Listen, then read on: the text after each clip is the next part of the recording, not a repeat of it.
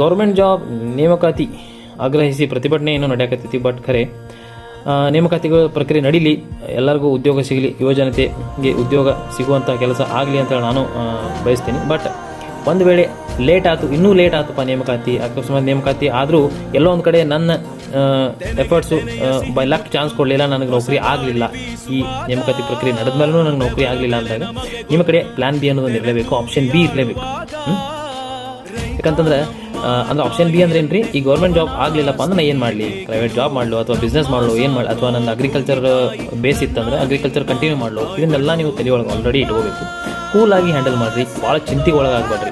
ಅಯ್ಯೋ ಆಗಲಿಲ್ಲ ಅಂದ್ರೆ ಏನು ಮಾಡೋದು, ಹೈಪರ್ ಟೆನ್ಷನ್ ಮಾಡ್ಕೊಂಡ್ಬಿಡ್ತೀರಿ ಕೆಲವೊಂದು ಮಂದಿ, ಮಾಡ್ಕೋಬೇಡ್ರಿ.